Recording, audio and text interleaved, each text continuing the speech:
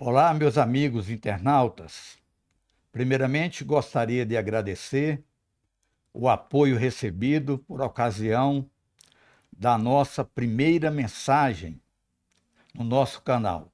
Obrigado aos queridos amigos e vamos continuar aí junto em novas empreitadas. Hoje, ao fazer a leitura dos noticiários nacionais e internacionais, observei que, independente do país ou do regime a que ele esteja submetido, a Terra continua com uma distribuição extremamente desigual de suas riquezas. Vocês vejam bem, hoje 1% da população brasileira detém 45% da riqueza nacional. Ora, para uma melhor compreensão, é a mesma coisa que nós juntarmos 100 pessoas para comer um bolo, dividi-lo ao meio, dar a metade para uma pessoa só e a outra metade para os 99% das pessoas. Então, nós vamos ver que há realmente uma desigualdade muito grande, né? Então, nós temos que, primeiramente, usar da gratidão para agradecer por ter uma casa para morar, termos um emprego, também termos ouvidos para escutar, olhos para enxergar, sentidos para experienciar e, sobretudo, um senso crítico para analisar. Precisamos ser mais gratos a Deus por tudo que Ele nos oferece sempre, sendo filhos obedientes ou desobedientes. A Mãe Natureza nos proporciona chuva para os bons e para os maus. Floresce e frutifica todos os solos, mesmo que a contragosto daqueles que teimam em destruir a natureza. Neste orbe que nós vivemos, nós temos também as obstruções naturais e os fatores atmosféricos que não permitem que os raios do sol, da luz e do calor alcance até nós.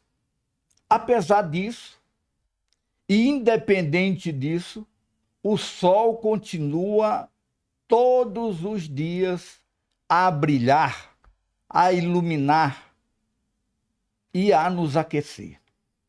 Então, quando a gente vê esses fenômenos da natureza agindo de maneira justa com os rebeldes ou com aqueles que agradecem e fazem aquilo que Deus espera de cada um de nós, nós precisamos também ver como é que nós devemos agir dentro de uma comunidade. Nós sabemos que o universo, segundo os estudos científicos, tem 13,8 bilhões de anos. A nossa Terra, o nosso planeta, tem em torno de 4,5 bilhões de anos. A ciência alega que existe trilhões de planetas no cosmos. Todo dia uma nova experiência, todo dia um novo achado da ciência, todo dia uma nova posição demonstrando a grandeza de Deus. E o homem, que faz parte de aproximadamente 2,16 milhões de espécies conhecidas, só consegue viver fisicamente no máximo 120 anos. e é o único ser que depende exclusivamente dos outros para sobreviver. A gente vê, por exemplo, um cavalo, uma vaca, um antílope. Os bichinhos já nascem ali e com poucos minutos já dão conta de levantar-se e caminhar.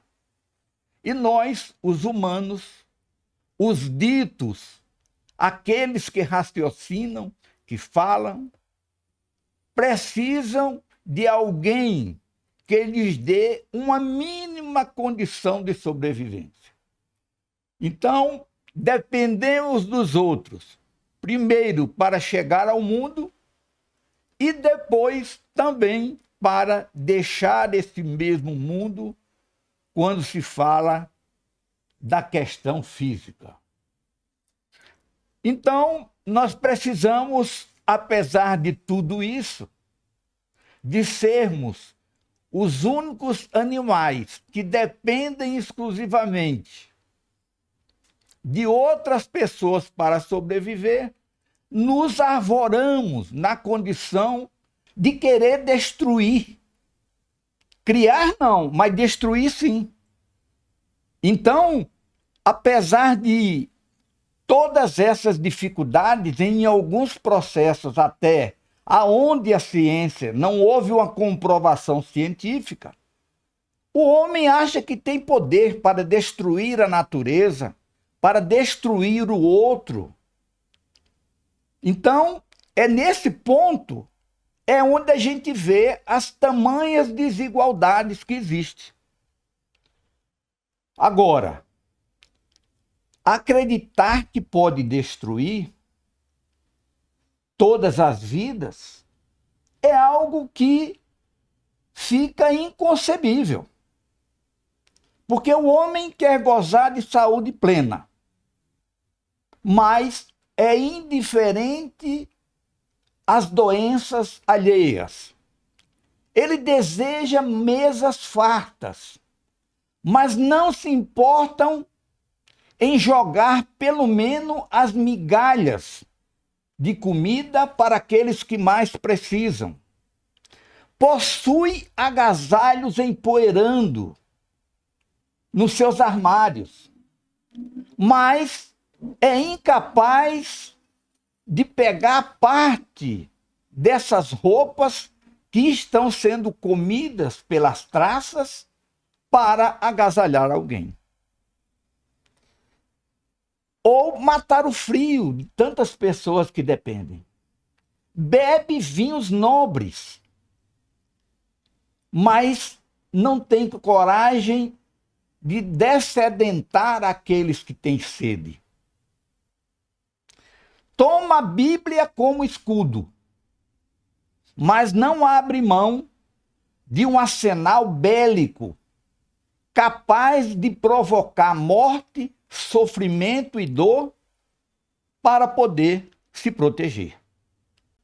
A empatia é apenas uma retórica pública, porque, na verdade, ele é indiferente à dor do outro.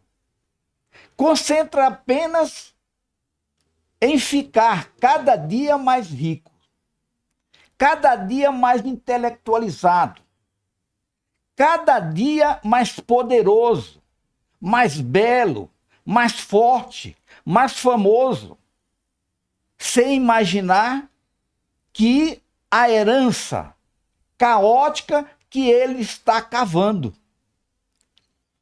para deixar no planeta como herança maldita para os seus descendentes. Destrói a natureza de maneira avassaladora, esquecendo que a sua geração, a geração do porvir, aonde estão incluídos seus netos, seus bisnetos e outros descendentes familiares, ele destrói de maneira ambiciosa e cruel. O exemplo de caráter, de ética, de personalidade, não farão parte do seu espólio, pois na grandeza de sua ambição e egoísmo, não sobrou nenhum centímetro de virtude. Como forma de justificar esta consciência pesada, passo a pensar e fazer essa reflexão que não me atinge, visto que eu não sou presidente da República, que eu não detenho um cargo de poder, que eu não sou rico, que não detenho poder para modificar. Eu me escudo nessas justificativas de que eu não tenho condições de nada fazer para mudar o mundo. Esta reflexão que nós estamos fazendo, meu amigo, minha amiga, não é apenas para os líderes políticos, não é apenas para os detentores do poder, mas é para cada um de nós. É destinada a cada um, independente do nosso padrão social, da nossa raça, da nossa religião, ou de qualquer uma outra condição que nós estejamos passando. Se você é um pai de família, mãe solteira, operário, empresário, religioso ou político, cada um tem o seu espaço. Cada um possui condições de fazer pelos seus, por aqueles que se encontram mais próximos. Eu, por exemplo, posso fazer pela minha família. Você pode fazer pela sua família. Na ética no trabalho, na harmonia do ambiente aonde eu convivo, na condição de cidadão, e assim por diante. Cada um vai responder segundo a sua capacidade, a sua condição. Então fica aqui esta reflexão para que você aplique na sua casa. O mundo não vai melhorar-se sozinho. Cada um de nós temos que fazer a nossa parte. Nós somos pequenos núcleos que formam uma grande aldeia. Hoje nós vivemos numa aldeia global. Um texto bíblico nos fala, numa frase, que muito será cobrado daquele que muito recebeu. Eu não posso ser cobrado por algo que eu não tenha condições de efetivamente trocar. Mas eu serei cobrado na medida daquilo que eu detenho condições de mudar. Então fica aqui essa reflexão para que nós saibamos que cada um de nós tem um compromisso, tem um dever, tem um campo de atuação. Nós não podemos querer apenas justificar que tudo que acontece foi erro dos outros, de Deus, dos políticos, e etc e tal. Cada um de nós tem o nosso papel. Vamos dar o jeito de fazer a nossa parte. Um grande abraço a todos e muito obrigado.